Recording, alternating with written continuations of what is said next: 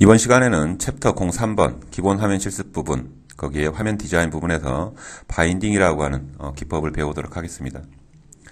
바인딩은 사전적으로 이렇게 풀 수가 있습니다. 아래 나와 있죠. 위쪽에 바인딩이란 데이터셋 컴포넌트와 프레젠테이션 컴포넌트를 자동 연결시켜주는 기능을 의미를 한다 라고 나와 있는데, 위쪽에 나와 있는 데이터셋 컴포넌트는 아직 배우지 않았습니다. 이제 그리게 될 거고요. 프레젠테이션 컴포넌트는 화면에 그렸던 그리드라든가 에디트 박스, 콤보 이런 컴포넌트를 생각을 하시면 되겠습니다. 바인딩이라고 하는 이 기법은 굉장히 중요한 기법입니다. X 플랫폼에 화면을 가지고 데이터를 설계를 해야 되겠다, 혹은 누가 나한테 만들어준 복잡한 화면에 데이터의 동작을 이해를 해야 되겠다, 그러면 이 바인딩이라고 하는 기법 이해하시는 게 필수입니다. 반드시 기억을 하시고 이해를 하시기 바랍니다. 이 바인딩의 주 목적은요, 첫 번째로 코딩량을 줄여줍니다. 개발자분들이 컴포넌트에 직접 할당을 해야 될 코딩들을 하지 않아도 데이터 표현을 하실 수가 있다. 이게 첫 번째 목적이고요. 두 번째는 뷰, 즉 화면과 데이터를 분리하는데 그 목적을 두고 있습니다. 자, 그러면 바인딩이라고 하는 기법을 배워보도록 하겠습니다. 자, 이전 작업되어 있는 인플로이스 화면에 데이터셋이라고 하는 컴포넌트를 디자인을 하셔야 됩니다. X 플랫폼의 모든 데이터는 서버 측에서 넘어올 때 이 데이터셋이라고 하는 컴포넌트가 데이터를 담고 넘어옵니다. 그렇기 때문에 데이터 처리할 때는 이 데이터셋 컴포넌트가 반드시 있어야 된다. 자, 클릭을 하시고 화면에 드래그를 해보겠습니다. 자, 드래그를 하시게 되면 화면상에 안 나타나지 않고 화면 아래쪽에 인비저블 오브젝트라고 하는 영역에 데이터셋 00라는 이름으로 나타납니다. X 플랫폼의 데이터셋이라고 하는 컴포넌트는 인비저블 오브젝트, 안 보이는 컴포넌트입니다. 보통 다른 개발 툴에서도 이런 비슷한 개념을 가지고 있는 컴포넌트가 있습니다. 파워빌드의 데이터 윈도우나 단넷의 데이터셋, 여타의 다른 개발 툴에 DB 그리드 이렇게 지칭하는 컴포넌트가 있는데, X 플랫폼 데이터셋도 기능이 비슷합니다. 데이터를 갖고 있다라는 기능은 똑같지만 눈에 보이는 컴포넌트는 아니다. 파워빌더의 데이터 윈도우 같은 케이스는 눈에 보이죠. 하지만 X 플랫폼의 데이터셋 눈에는 안 보인다. 그거를 알고 계셔야 되고요. 데이터셋 우측의 아이디를 조금 바꾸겠습니다. ds 언더바 employees로 바꾸겠습니다. employees employees. 데이터셋 구조를 이제 곧 설명을 드릴 거지만요, 데이터셋은 2차원 형태의 구조를 가지고 있습니다. 엑셀의 하나의 시트나 DB의 테이블처럼 컬럼이 분할이 되고 N개의 레코드가 반복이 되는, 말로 들으면 형상은 잘 이해하기가 좀 쉽지 않죠. 그래서 직접 그려보고 구조를 보도록 하겠습니다. 자, 데이터셋은 데이터를 담는 컴포넌트입니다. 자, 더블 클릭을 한번 해보시면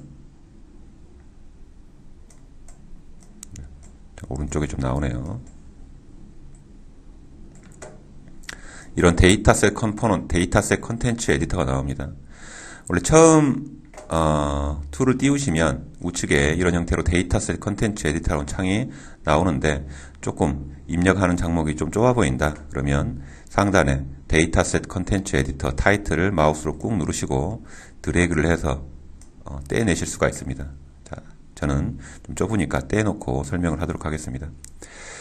자, 첫 번째 컨텐츠 탭에 3개의 그리드가 있는데요, 두 번째 그리드 이 부분이 데이터셋 컬럼을 생성하는 부분입니다. 자, 우측 상단에 아이콘이 3개가 있는데, 첫 번째 아이콘이 컬럼을 생성하는 아이콘입니다. 총 8개의 컬럼을 만들 겁니다. 그래서 클릭을 8번을 하시기 바랍니다. 하나, 둘, 셋, 넷, 여섯, 일곱, 여덟. 자, 그리고 컬럼 아이디와 타입, 사이즈 부분을 변경을 하겠습니다. 자, 첫 번째 컬럼은 empl id, 좀 전에 화면에 그렸던 4번이라든가 사원의 성명, 이런 데이터를 담는 컬럼 이름, 의미 있는 이름으로 적어 주셔야 되겠죠. 자, empl id.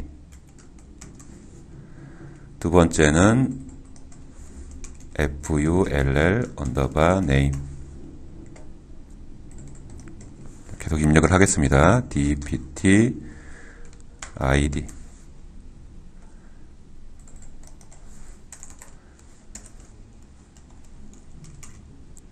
hire date.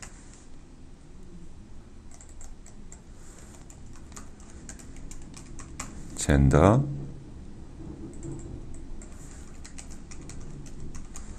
married, salary, 마지막으로 empl 언더바 memo. 자, 이렇게 입력을 하겠습니다. 자, 타입은 좀 바꿔야 될 것만 변경을 시키겠습니다. hire date, date 타입으로 변경을 해주시고요. 그 다음에 셀러리를 인티저로 변경을 시키겠습니다.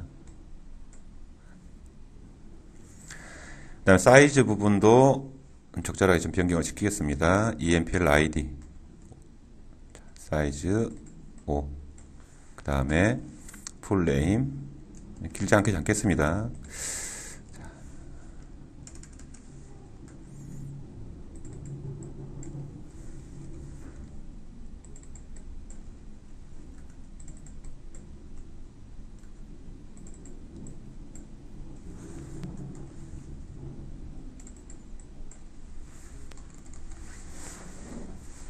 자, 입력을 하시고요. 자, 그 아래쪽에 레코드도 한번 넣어보도록 하겠습니다. 이 로스라고 하는 부분이 실제로 물리적으로 레코드가 들어가는 부분입니다. 조금 있다가 이 다음 이제 서버 측 서비스를 만들고 서버 쪽 서비스를 확인을 하고 서비스로 호출을 하게 되면 실제로 서버 사이드에 서버 쪽에 데이터가 이렇게 이제 들어오게 될 건데요. 바인딩이라고 하는 기법을 설명하기 위해서는 통신하기 전에 데이터가 좀 먼저 있어야 됩니다. 그래서 뒤에 데이터를 다시 가지고 올 거지만 바인딩 기능을 설명하기 위해서 레코드를 미리 좀 넣어보도록 하겠습니다. 하나, 둘, 3개 정도만 넣어보도록 하겠습니다.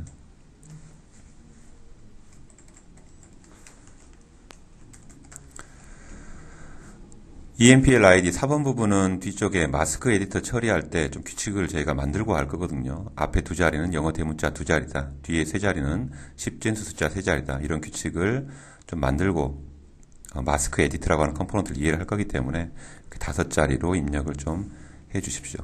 bb001, cc001. 크게 의미는 없는 값이고요. 규칙만 좀 지켜주시면 되겠습니다. 자, 풀네임 부분, 사원의 이름 부분에는 신수, 추,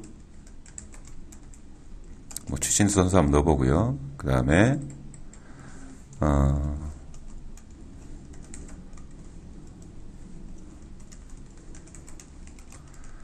연아, 김연아 선수 한번 넣어보고, 그 다음에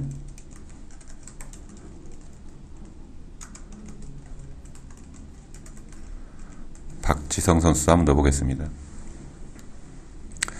DPT 코드는 뒤쪽에 좀 규칙을 얘기하고 할 겁니다. 콤보를 만들 때 콤보라고 하는 컴포넌트와 룩업 기능을 좀 설명하기 위해서 코드 값으로 넣도록 하겠습니다.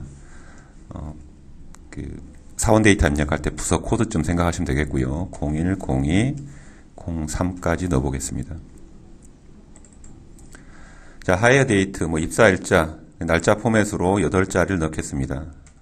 크게 중요한 날짜는 아니니까요. 캘린더 표현만 확인하기 위해서 날짜 형식의 데이터만 넣겠습니다. 크게 의미는 없는 숫자입니다. 그분들의 생일도 아니고.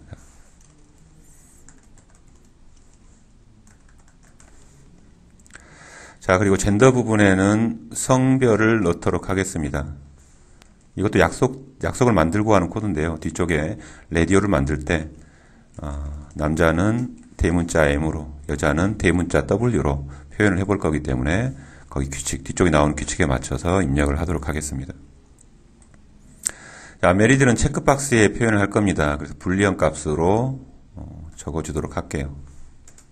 결혼을 했다,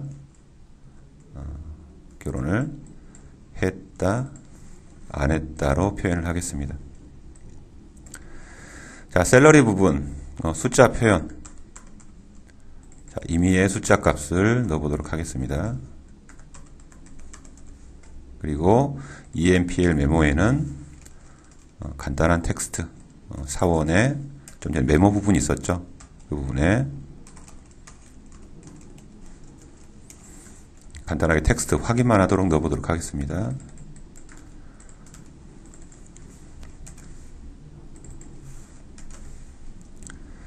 자, 가정을 하겠습니다. 서버 사이드에서 이런 형태의 데이터가 클라이언트 쪽 PC로 넘어왔다. 즉, X플랫폼 쪽으로 넘어왔다. 조회가 됐다. 이런 가정을 하고요. 이 데이터의 내용을 화면에 뿌려보도록 하겠습니다. 자, 화면을 저장을 한번 하시고요. 데이터셋이라고 하는 컴포넌트는 눈에 보이지 않는 컴포넌트다. 그랬죠. 그래서 다른 컴포넌트를 이용을 해서 표현을 해야 됩니다. 일단 첫 번째 그리드라고 하는 컴포넌트를 배워보도록 하겠습니다. 자, 그리드. 이전 과정에서 그림 그렸는데 헤더도 없고 바디도 없고 서머리도 없죠. 자, 먼저 그리드를 디자인을 하셔야 되는데 마우스로 더블 클릭을 한번 해보겠습니다. 자, 그러면 그리드 컨텐츠 에디터라고 하는 창이 뜹니다. 이 창이 그리드 디자인하는 창입니다. 그리드 디자이너다. 자, 메뉴가 없는데 어떻게 그립니까? 왼쪽에 회색 부분에 마우스 우클릭을 하시게 되면 그릴 수 있는 메뉴가 나오는데 활성화되어 있는 첫 번째 Add Head Row를 눌러보겠습니다. 자, 그러면 현재 이 상황은 컬럼이 한 개고 헤더가 한 줄인 그리드입니다. 자, 그리고 나오는 점선은 실제 화면상의 그리드의 디자인 사이즈입니다. 실제 사이즈, 가이드라인쯤 생각하시면 되겠죠. 이 부분에 컬럼을 디자인을 하자. 여기에 4번 Employee ID와 풀네임을 추가를 하겠습니다. 그래서 컬럼을 한 개를 더 추가를 시키셔야 되는데 빈 부분에 우클릭을 하시게 되면 Add 컬럼이 활성화가 되죠. 클릭을 하셔서 풀네임, 첫 번째 컬럼은 4번, 두 번째는 사원의 이름을 표현을 할 겁니다. 컬럼을 두 개를 그렸고요. 컬럼 사이즈를 늘리시는 방법은 상단에 컬럼의 경계 부분에 마우스 커서를 갖다 놓으시면 포인트가 바뀌는 것을 보시게 될 겁니다. 클릭하시고 드래그를 하시면 컬럼의 사이즈는 변경이 되고요. 오른쪽에 나와 있는 컬럼의 사이즈 영역에서도 변경을 하셔도 되겠습니다. 변경을 하셔도 반영이 되더라. 자, 그 다음에 다시 빈 부분에 마우스 클릭을 하시게 되면 자, 안 눌러본 클릭을 해보지 않은 메뉴가 세 번째 있죠. Add Body Row. 이 부분이 서버 쪽에서 넘어온 N개의 레코드가 뿌려질 실 데이터 영역입니다. 자, 바디 레코드 부분이고요. 다시 빈 부분에 마우스 클릭을 하시면 Add Some Row가 있는데 이 부분은 자, 그리드의 맨 밑바닥에 붙어서 그 합계나 누계, 총계를 얘기하는 그런 부분이다라고 보시면 되겠습니다. 자, 헤더니까 얘는 뭐하는 컬럼이다. 그 정도 텍스트는 찍어줘야 되겠죠. 상단에 헤더를 선택을 하시고 우측에 텍스트라고 하는 속성이 있습니다. 자, 바인딩 그룹의 텍스트에 자, 여기에 4번이다. 뭐 EMPL ID 이렇게 입력을 해보겠습니다. 좀 좁네요. 간격을 조금만 펼쳐주시고 뒤쪽에 컬럼 1에는 자, 여기에는 네임을 쓰도록 하겠습니다. 좀 그리 넓지 않으니까 네임만 텍스트로 입력을 하겠습니다. 자, 그리고 OK를 하고 나가서 그리드의 형상을 보도록 하겠습니다. OK. 자, 그림 그렸는데 어때요? 헤더 나와 있고 바디 나왔는데 실제 나와야 되는 그 바디 영역은 데이터가 있는데도 불구하고 표현이 안 되고 있죠. 이 부분의 데이터를 나오게 하는 방법이 X플랫폼에서 얘기하는 바인딩이라고 하는 기법입니다. 굉장히 중요한 기법이다라고 얘기를 했고요. 바인딩, 데이터셋과 컴포넌트를 묶어주겠다 이 얘기입니다. 한번 묶어보겠습니다. 그리드를 선택을 하시고 우측에 보시면 그리드의 속성 중에 자, 바인딩 그룹에 바인드 데이터셋이라고 하는 속성이 있습니다. 클릭을 해보시면 뒤쪽에 드롭다운 버튼이 나오죠. 클릭을 해보시면 내 화면에서 접근 가능한 데이터셋 자, 목록이 나옵니다. 화면이 갖고 있는 데이터셋이 나오고요. 선택을 한번 해보시면 그리드의 모양이 이렇게 바뀝니다. 현재 이 상황은 그리드와 데이터셋을 자, 연결을 시켜놨더니 화면 아래에 붙어있는 데이터셋의 레코드가 3건쯤 있다. 이렇게 표현되고 있다라고 보시면 되겠습니다. 데이터는 나오고 있지 않죠.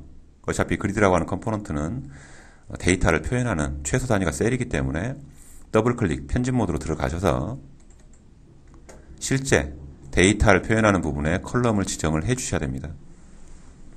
자, EMPL ID 부분에 자, 바디 셀을 선택을 하시고 우측의 속성에 바인딩 그룹에 텍스트라고 하는 속성이 있습니다. 텍스트라고 하는 속성에 뒤에 버튼이 몇 개가 나오는데요. 두 번째 연두색 모양의 아이콘을 클릭을 해보시면 좀 전에 그렸던 데이터셋의 컬럼 목록이 나오죠. 자, 첫 번째 EMPL ID를 선택을 해보겠습니다. 이 방법은 바인딩된 데이터셋 DS_employees의 EMPL ID라고 하는 컬럼을 이 셀에 연결을 시켜주겠다는 얘기입니다. 코딩 없이 연결하는 기법 바인딩이다라고 자, 문서에서 말씀을 해드렸죠. 두 번째 네임 부분 바디를 선택을 하시고 이 부분에는 사원의 이름을 지정을 하겠습니다. 같은 방법으로 텍스트라고 하는 속성의 연두색 모양 아이콘, 그럼 역시 밖에서 연결한 데이터셋이 가지고 있는 컬럼이 나오는데 풀 네임을 선택을 해보겠습니다. 자, 그리고 OK를 해보시면 그리드의 모양이 바뀌었죠. 자, 요게 바인딩입니다. 직접 코딩을 통해서 셀에 텍스트를 표현하는 게 아니고 데이터를 품고 있는 데이터셋과 컴포넌트를 연결을 시켜서 데이터를 보여주게 하는 방식. 좀 전에 파워포인트에서 보셨던 것처럼 코딩량을 많이 줄여주는 그런 기능으로 볼 수가 있겠죠. 자, 그리고 이 오른쪽에 나와 있는 컴포넌트들에도 데이터를 바인딩을 시키겠습니다. 보통 이런 식의 화면들은 동작이 이렇게 되죠. 왼쪽에 리스트 형태의 컴포넌트가 있고 레코드의 위치를 사용자 클릭을 통해서 바꾸면 오른쪽에 입력령 컴포넌트에도 값이 바뀌는 그런 형태의 UI가 이런 화면들의 전형적인 데이터 동작이죠. 이 부분도 그리드처럼 코딩 없이 .value, .text 이런 할당하는 코딩이 없이 바인딩 기법으로 데이터 표현을 풀어보도록 하겠습니다. 자, 풀네임 오른쪽에 에디트 박스를 선택을 하시고요. 속성창을 자, 다섯 번째 아이콘, 속성창의 다섯 번째 아이콘을 클릭을 해보겠습니다. 앞쪽에 나와 있는 4개의 아이콘은 이전 수업 내용까지 다 배웠는데 바인딩 정보창은 뒤쪽에 제가 설명드린다고 계속 미뤄왔죠. 이 창을 보도록 하겠습니다. 자, 속성하고 리스트가 거의 비슷합니다. 근데 바인딩 정보창입니다. 에디트 박스에 이런 속성들이 있는데 이 속성들 또한 바인딩이라고 하는 기법을 통해서 처리할 수 있다. 그런 속성 리스트, 바인딩 정보 리스트가 나오는 부분입니다. 보통 에디트 박스, 이런 값을 표현할 때는 value라고 하는 속성 표현을 합니다. value는 값을 보여주거나 편집할 수 있도록 연결할 때 쓰는 속성이고요. appearance 속성 그룹의 value 속성을 클릭을 해보시면 뒤에 콤보가 2개가 나옵니다. 자, 첫 번째 콤보는 이 에디트 박스에 특정한 데이터를 뿌리게 될 건데 어느 데이터셋 컬럼을 쓸 거냐 그 얘기입니다. 그래서 하나밖에 없죠. DS_employee를 선택을 하시고 두 번째 콤보는 앞쪽에서 선택한 데이터셋이 가지고 있는 컬럼 목록이 나옵니다. 자, 여기에 풀네임을 선택을 해보겠습니다. 자, 그리고 일단 나머지 컴포넌트를 지정을 하시기 전에 화면을 저장을 하시고 실제로 동작 표현이 그렇게 되는지 확인을 한번 해보도록 하겠습니다. 화면을 실행을 해보도록 하겠습니다. 컨트롤 F6 혹은 상단에 퀵뷰 아이콘을 클릭을 하겠습니다. 자, 화면이 실행이 됐고, 자, 그리드는 바인딩 표현을 해놨습니다. 클릭을 통해서 레코드의 위치를 바꿨더니 오른쪽에 나오는 자, 에디트 박스에도, 에디트에도 네임이 바뀌어 보이는 것을 확인하실 수가 있죠. 자, 이런 동작들도 역시나 바인딩이라고 하는 기법입니다. 그래서 문서에서 말씀드렸다시피 바인딩 기법이 이해가 되셔야 X 플랫폼의 데이터의 동작을 이해를 하실 수가 있고 설계를 하실 수가 있습니다. 굉장히 중요한 기법이 되겠죠. 자, 같은 방법으로 나머지 컴포넌트도 쭉 세팅을 하도록 하겠습니다. 자, 컨트롤 키를 누르시고요. 좀 약간 다른 방법으로 한꺼번에 데이터셋 지정을 하겠습니다. 컨트롤 키를 누르시고 클릭을 통해서 에디트 박스 이외의 입력용 컴포넌트만 선택을 하시게 되면 한꺼번에 이런 바인딩 정보를 지정할 수가 있습니다. 전부 다 ds 언더바 인플로이스라고 하는 하나의 데이터셋을 봐야 되기 때문에 어피어런스 속성 그룹의 value의 첫 번째 콤보에서 ds 언더바 인플로이스를 선택을 합니다. 지금 컬럼 지정하시면 안 되겠죠. 각각 다른 컬럼들을 연결해야 되니까. 그래서 데이터셋 연결 끝났으면 화면 빈 부분을 클릭을 하셔서 선택 해제를 합니다. 그럼 이제 컬럼만 지정하시면 되겠죠. 자, employee ID 컬럼 지정을 했고 뒤쪽에 클릭을 하셔서 자, empl id를 지정을 하겠습니다. 같은 방식으로 캘린더 hire date에 hire 언더바 date 컬럼 그 다음에 체크박스에는 메리 메리죠. MARRIED 자, 셀러리 마스크 에디트에 SALARY 그 다음에 젠더 라디오에 젠더라고 하는 컬럼 DPTID 콤보에 DPTID 마지막으로 메모에는 EMPL 메모라고 하는 컬럼을 지정을 하겠습니다. EMPL 메모 맨 아래 있죠. 자, 저장을 하시고 정상적으로 나머지 컴포넌트가 동작이 되는지를 확인을 해 보겠습니다. 자, 실행을 다시 한번 눌러주시고 레코드의 위치를 바꿔보면 일단 반응을 하는 컴포넌트가 있고 또 그렇지 않은 컴포넌트가 있습니다. 일단 EMPL ID 반응 안 하고요. hire date도 보통 업무용 화면에서 이런 요일 표현들은 잘 안 쓰죠. 이 부분도 약간 수정을 하게 될 거고요. 셀러리는 숫자인데도 불구하고 왼쪽에 붙어 있습니다. 그래서 천 단위 콤만 나와 있지 않고 좀 수정을 할 거고요. 그 다음에 젠더, 라디오도 연결은 시켰는데 아무 표현도 되지 않고 있습니다. 이 부분도 수정을 할 거고 DPTID 자, 콤보도 반응을 안 하고 있죠. 수정을 하겠습니다. 자, 정상적으로 반응하지 않은 컴포넌트를 변경을 해서 표현을 해보도록 하겠습니다. 자, 속성 아이콘을 누릅니다. 프로퍼티 창이 이렇게 바인딩 정보 창하고 속성 창이 내용이 비슷하기 때문에 약간 헷갈립니다. 그래서 헷갈리지 않은 방법은 제가 설명을 이전에 해드렸고요. 자, 속성 창 세 번째 아이콘을 클릭을 합니다. employee id에 자, 마스크 에디트라고 하는 컴포넌트 썼는데요. 마스크 에디터를 쓰실 때는 가장 먼저 여기에 들어와야 될 레코드의 형태를 보셔야 됩니다. 자, EMPL ID에 자, 앞에 두 자리는 영어 대문자 두 자리, 뒤에 세 자리는 숫자 세 자리. 자, 이런 규칙을 우리가 만들어 놓고 시작을 했죠. 데이터가 확인이 끝나셨으면 그 다음 보셔야 될 속성이 타입이라고 하는 속성입니다. 타입이 넘버죠. 뭐 16진수로 4번을 따는 회사는 없을 테니까 넘버를 자, 스트링으로 변경을 해 주셔야 됩니다. 자, 그리고 입출력 제어하는 캐릭터를 마스크라고 하는 속성에 입력을 하셔야 됩니다. 사용자가 데이터를 입력을 하게 되는데 앞에 두 자리 입력을 할 때는 영어 대문자 이외의 것들은 절대 들어와서는 안 되겠죠. 그 다음에 뒤에 세 자리는 반드시 10진수 숫자 세 자리만 들어와야 된다. 자, 이런 코드가 도움말에도 리스트가 나와 있습니다. 일단 도움말을 잠깐 좀 보도록 할까요? 헬프 F1 키를 누르시면 도움말이 나오는데 자, 도움말의 컴포넌트 레퍼런스의 바이너리 컴포넌트에 마스크 에디트에 프로퍼티에 자, 마스크라고 하는 속성이 있습니다. 클릭을 하시고 아래쪽 중간쯤 보시면 리마크 부분에 자, 이런 마스크 문자들이 있죠. 일단 우리는 우리한테 필요한 캐릭터만 확인하고 가도록 하겠습니다. 대문자 A를 쓰게 되면 그 자리에는 대문자 알파벳만 입출력이 됩니다.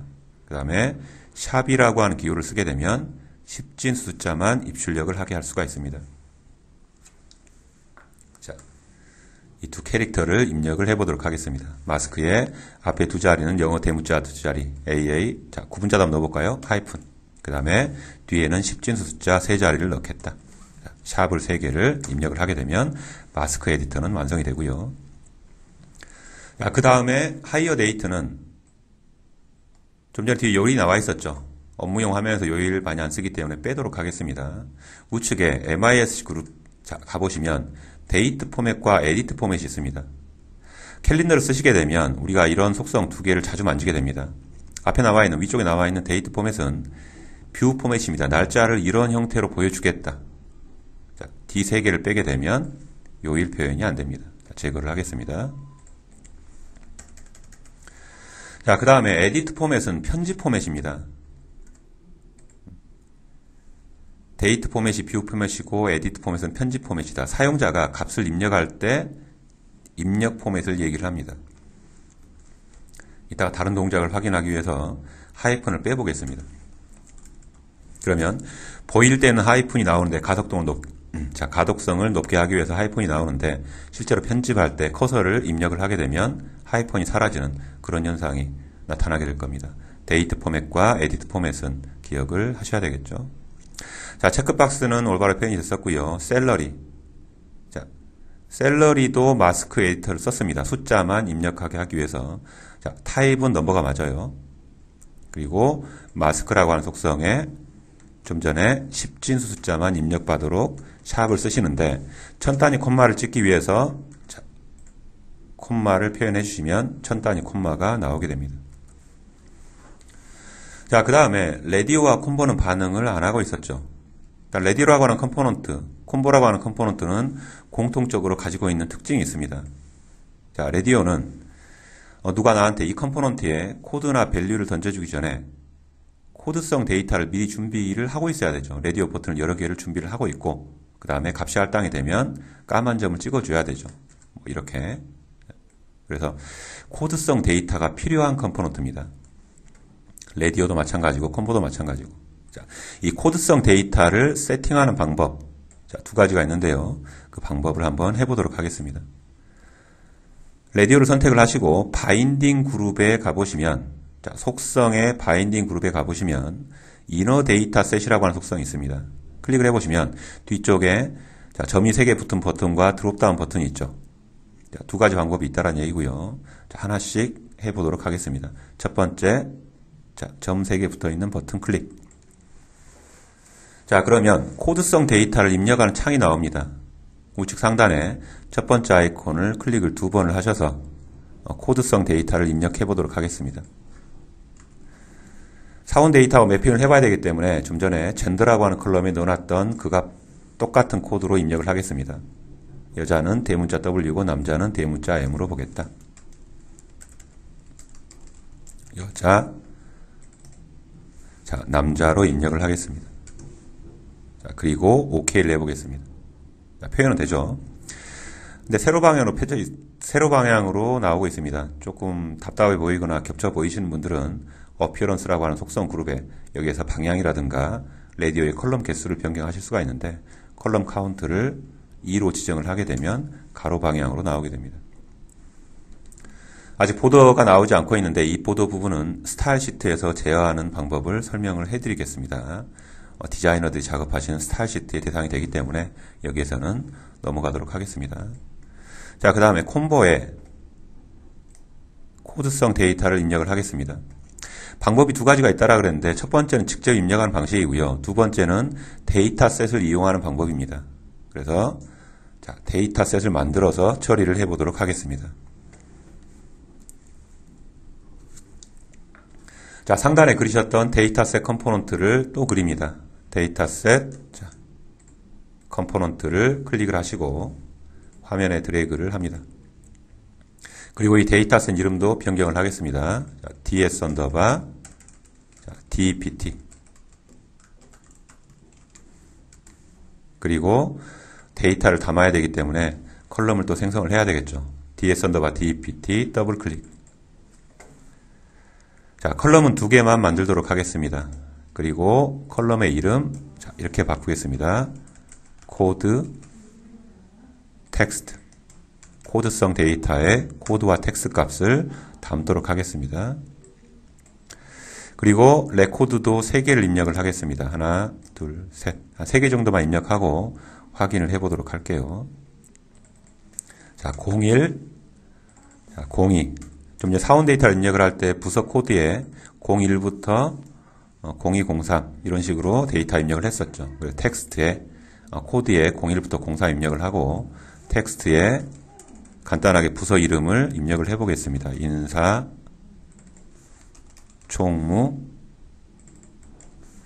회계. 자, 그리고 닫기 하시고 화면을 저장을 한번 하셔야 됩니다. 하시고 콤보를 선택을 하시고 이너 데이터셋 클릭을 합니다. 자, 그러면 드롭다운 버튼을 클릭을 하게 되면 이 화면에서 이 화면이 가지고 있는 데이터셋 목록이 나오는데 ds_dept가 보이죠. 선택하시고 원본 데이터셋에 자, DEPT ID와 룩업 매핑을 해야 될 컬럼을 코드 컬럼에 지정을 합니다. 자, 코드. 여기 나와 있는 두 개의 리스트는 ds_dept가 가지고 있는 컬럼 이름입니다. 선택, 그 다음에 데이터 컬럼에 자, 텍스트. 그러면 DEPT ID와 코드가 내부적으로 매핑을 하고 룩업을 하고 선택한 내부적으로 찾은 레코드의 텍스트 값을 이 콤보 리스트 부분에 표현을 하게 됩니다. 자, 화면을 저장을 하시고 나머지 컴포넌트들이 반응하는지 실행시켜서 동작을 보도록 하겠습니다. 나머지 컴포넌트들이 전부 다 현재 동작이 되고 있죠. 약간 마음에 안 드는 지금 셀러리 부분의 왼쪽 정렬이라든가 그 다음에 그 라디오의 보더 같은 타입들은 스타일 시트에서 제어하는 기법들을 얘기를 하도록 하겠습니다. 자, 여기까지 챕터 3번 기본 화면 실습의 화면 디자인 부분의 바인딩이라고 하는 기법을 설명을 마치도록 하겠습니다.